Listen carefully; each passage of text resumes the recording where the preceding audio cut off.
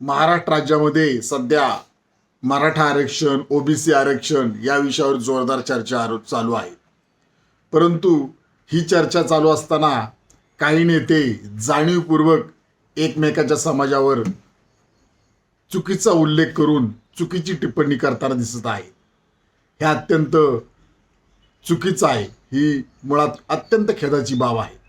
कारण महाराष्ट्र हे राज्य रयतेचे राजे शिवाजी महाराज, संभाजीराजे, फुले शाहू आंबेडकर, मा जिजाऊ, सावित्रीमाई फुले, माता रमाई, अहिल्याबाई होळकर यांचे राज्य आहे. आणि या राज्यामध्ये एकमेकाविषयी समाजाविषयी बोलताना अत्यंत काळजी घेणं अत्यंत गरजेचं आहे. महाराष्ट्र हे पुरोगामी विचाराचं राज्य आहे. तरी सुद्धा जाणीवपूर्वक काही नेते स्वतःची पोळी भाजण्याकरता, स्वतःला या राज्यामध्ये नेते म्हणून एस्टॅब्लिश करण्याकरता अत्यंत चुकीचं विधान एकमेकाच्या समाजाविषयी करताना दिसत आहे.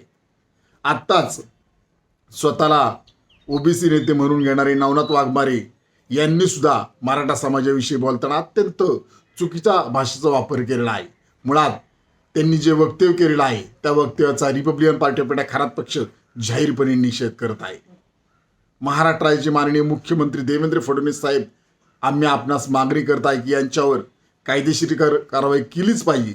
परंतु यांना सक्त ताकीद देऊन यांना सांगितलं पाहिजे महाराष्ट्र हे राज्य फुले शाहू आंबेडकर यांचंच आहे आणि या राज्यामध्ये असा चुकीचा वक्तव्य कदापि खपून घेणार नाही. त्यामुळे मी आपणास मागणी करत आहे की ओबीसी नेते म्हणून घेणारे नवनाथ वाघमारे यांच्यात कायदेशीर कारवाई करा आणि त्यांच्या तात्काळ मुसक्या आवळा अशी मागणी Republican party of India Kharat पक्ष आपणास करत आहे.